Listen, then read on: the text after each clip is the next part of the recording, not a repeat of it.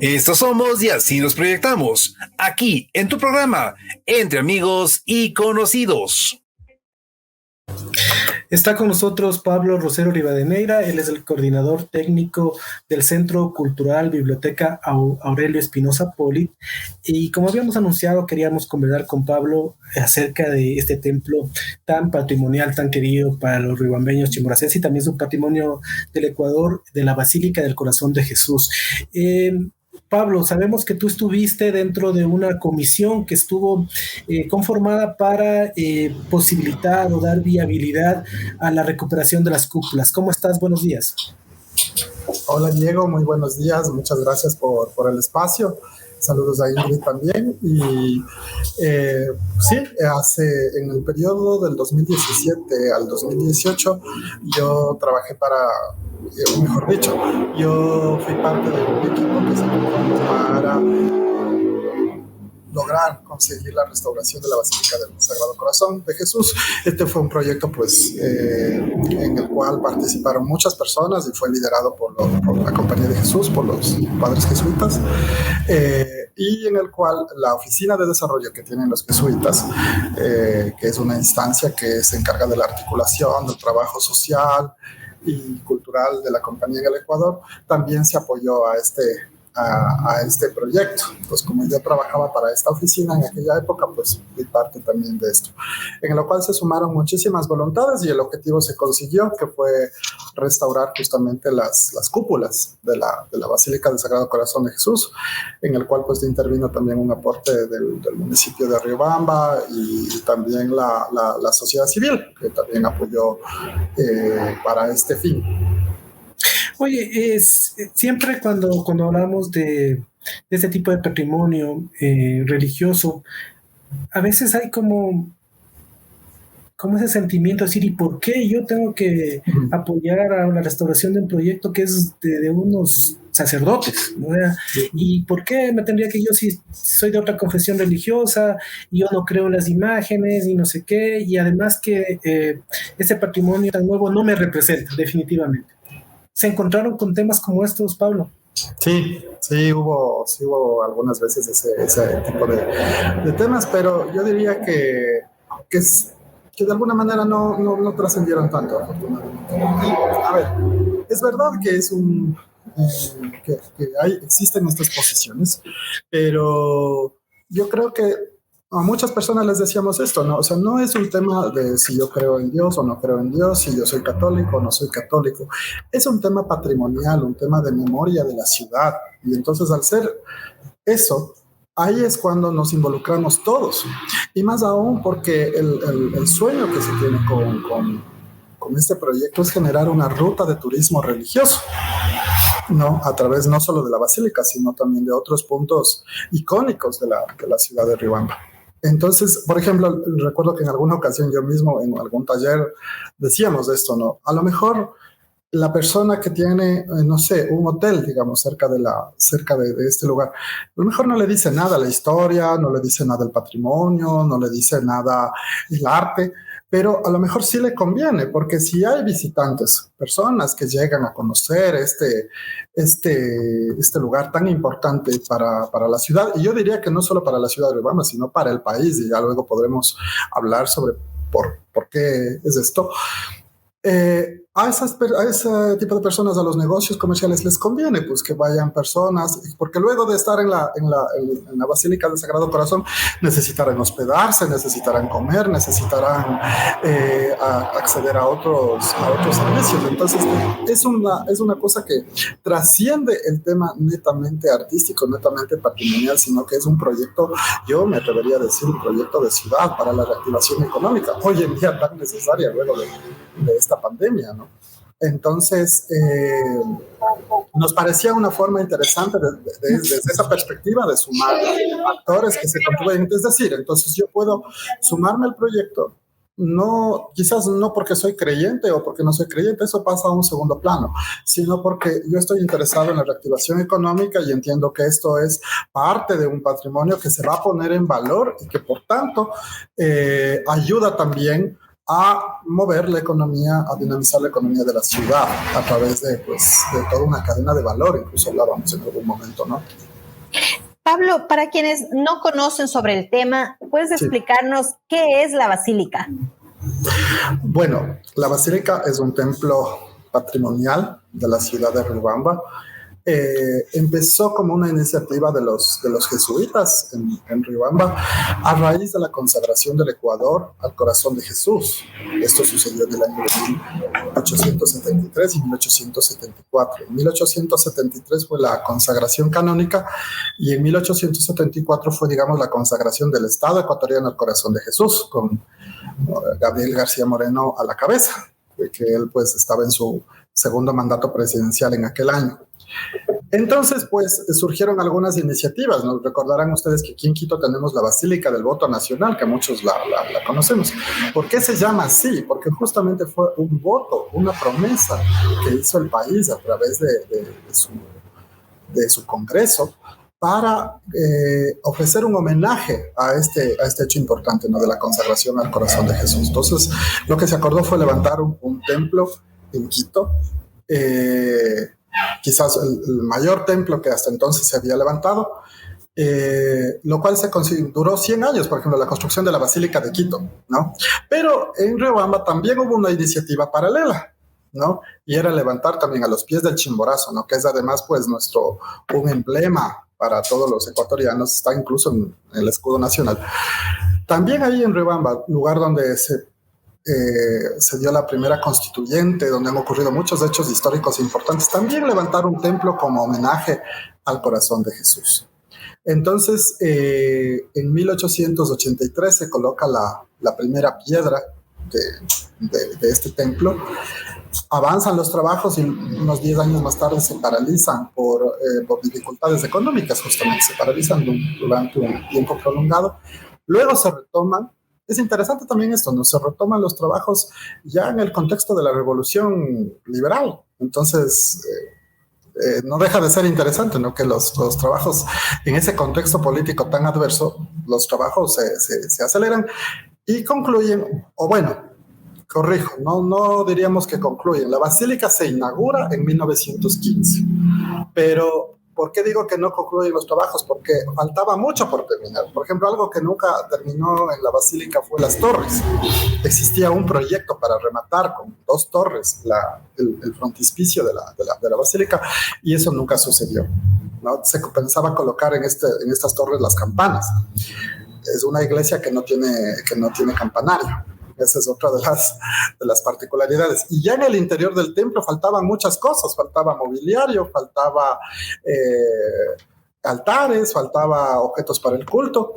Pero como había pasado tanto tiempo, pues fue algo que las autoridades eclesiásticas de aquella época dijeron no se puede postergar más y hay que inaugurar cuanto antes. Y se lo hizo con el concurso de algunos obispos del Ecuador importantes en ese momento.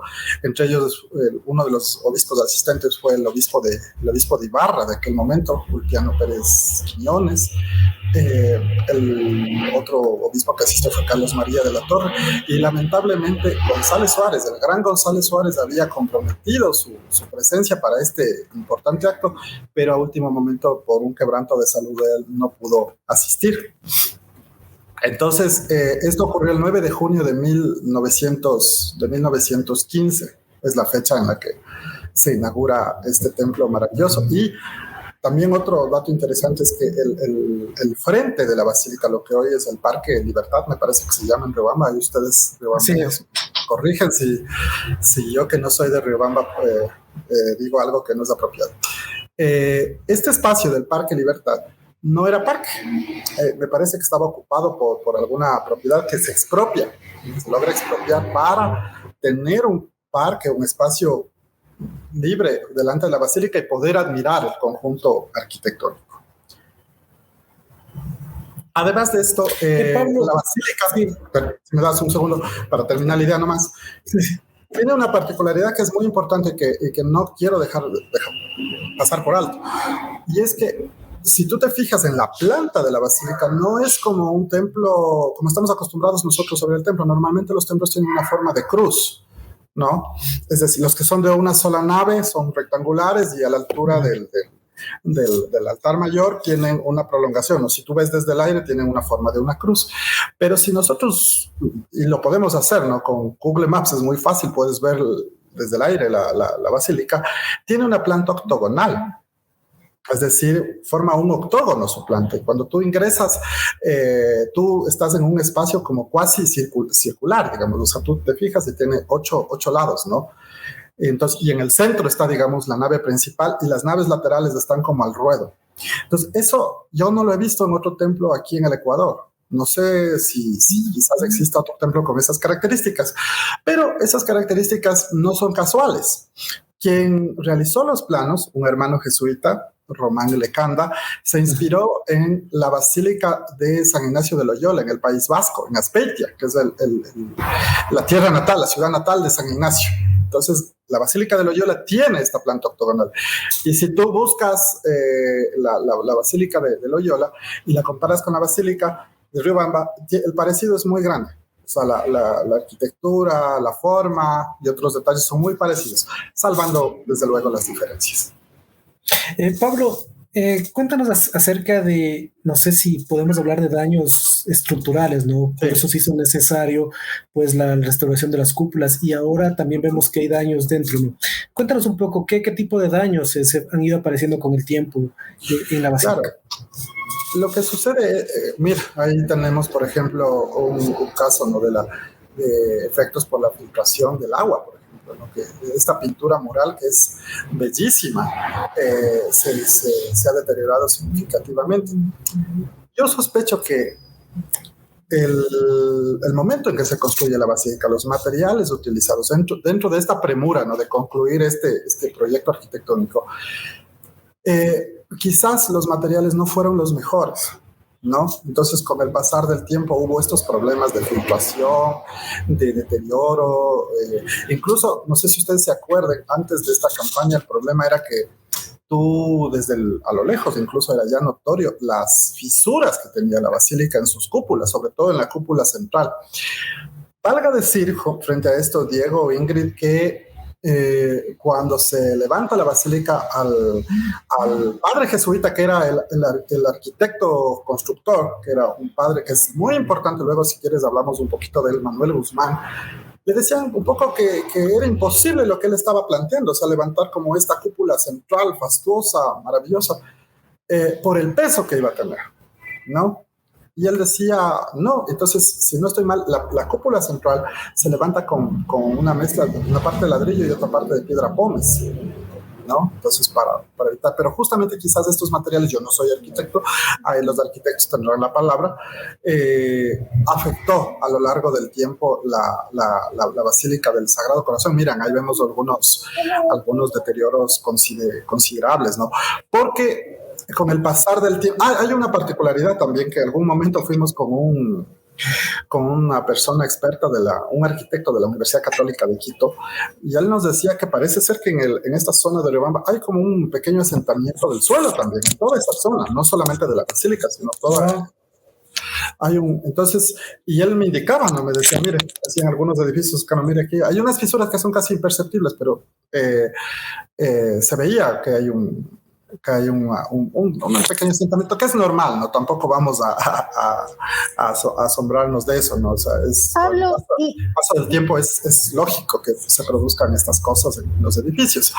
Entonces, todo eso hizo que exista estas fisuras que era necesario pues restaurar, corregir. Entonces, lo que se logró fue justamente restaurar las cúpulas, pero no significa que ahí termina el proceso. Es decir, todavía hay muchísimo trabajo que hay que hacer a nivel de restauración de interiores. Habían tres fases de ese proyecto, era para mucho tiempo. Entonces, todavía nos falta bastante para Pablo, decir. ¿Cuál es el presupuesto que se requiere para, digamos, las reparaciones, los arreglos que son necesarios? ¿Se puede hablar de un presupuesto estimado? Sí, es evidente. Yo lamentablemente de este proyecto pues ya no estoy vinculado ya desde hace unos 3 o 4 años, entonces no te podría dar una cifra exacta, pero desde luego, claro que se hizo un presupuesto estimado. Como te digo, en este proyecto intervenían pues varias personas, ¿no? Entonces, también hubo mucho apoyo del equipo de la Fundación Iglesia de la Compañía de aquí de Quito. Es más, ellos hasta ahora permanentemente van, realizan algunos trabajos, apoyan. Entonces, también sería interesante algún momento, no sé, una sugerencia, ellos más desde el punto de vista arquitectónico pueden también comentar un poco de cómo se ha dado el tema ya de la restauración y lo que se espera, ¿no? Pablo, cuéntanos cómo fue este proceso un poco de juntarse, qué les animaba para haber logrado lo que se logró, pues porque fue un éxito en el sentido de que se propuso realizar la restauración de las cúpulas de estas fisuras y se logró. ¿Cómo claro. fue ese espíritu que les animó?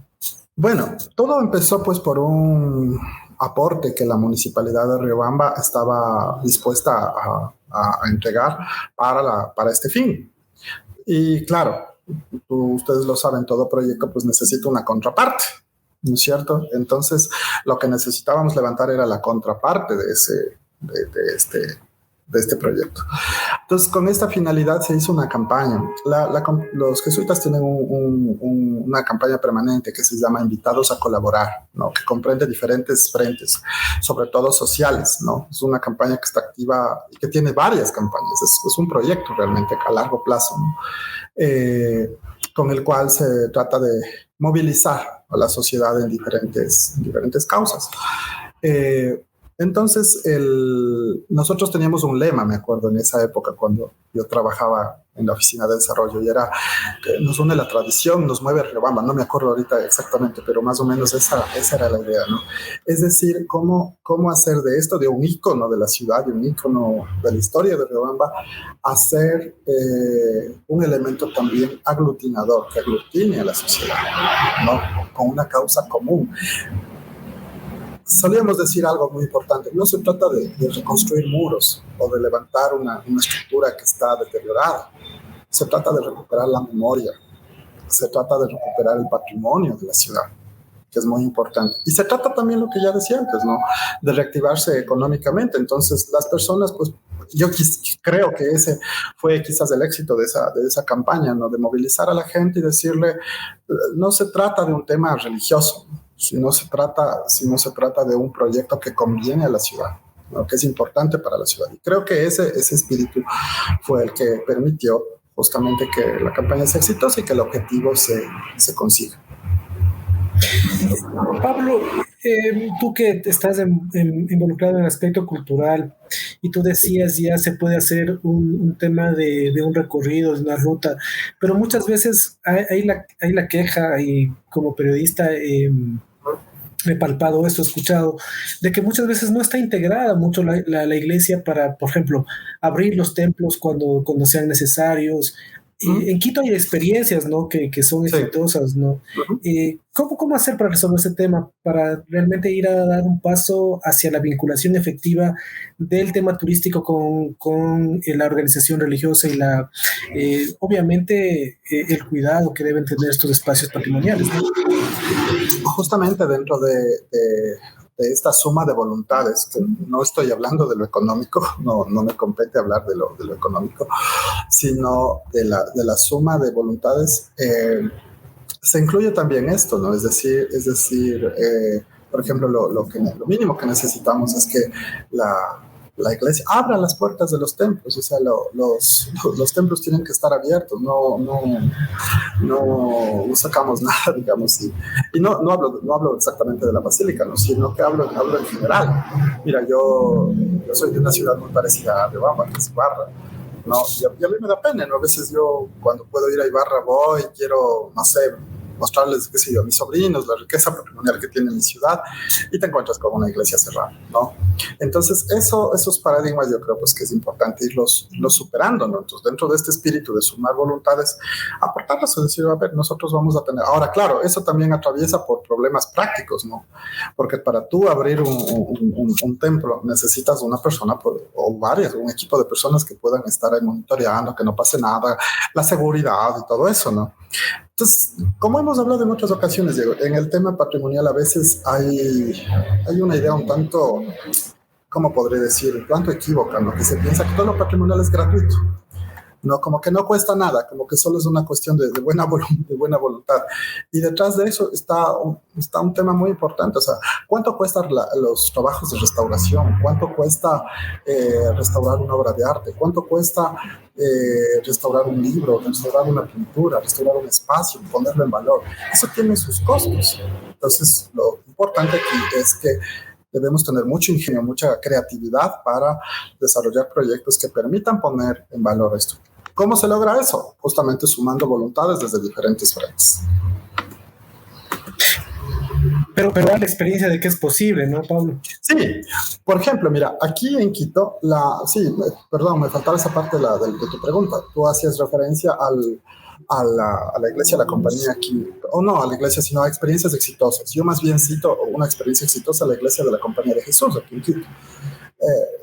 Es un templo que está abierto permanentemente, y algo interesante que se hace ahí es que tienen dos horarios, ¿no? Tienen un horario litúrgico, que es para los creyentes, para las celebraciones religiosas, y un horario turístico, entonces en el cual tú puedes ir y conocer, si tú vas en plan pues de turista o de persona interesada en el arte y la cultura, no tanto en plan religioso.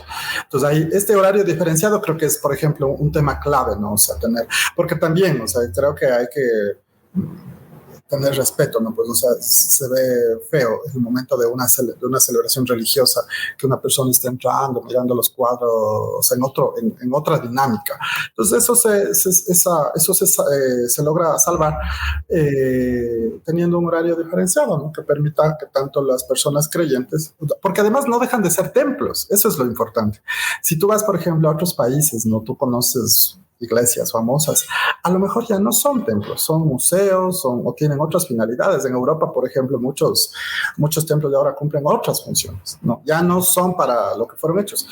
Los templos en el Ecuador todavía cumplen esa función con la que fueron pensados. La iglesia de la Compañía, imagínate, empezó en 1605 su construcción. Terminó 150 años más tarde, todo este fabuloso complejo arquitectónico.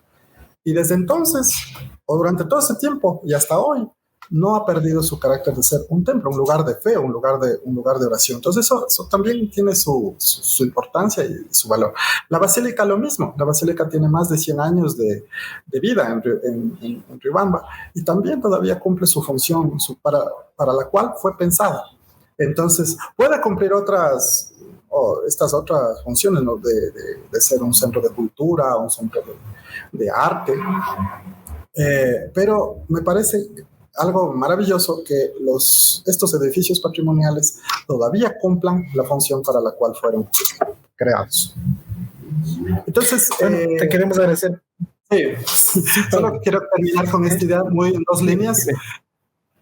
Es posible tener esto, aprender de estas experiencias exitosas como la iglesia de la Compañía para que estos lugares sean también autosustentables.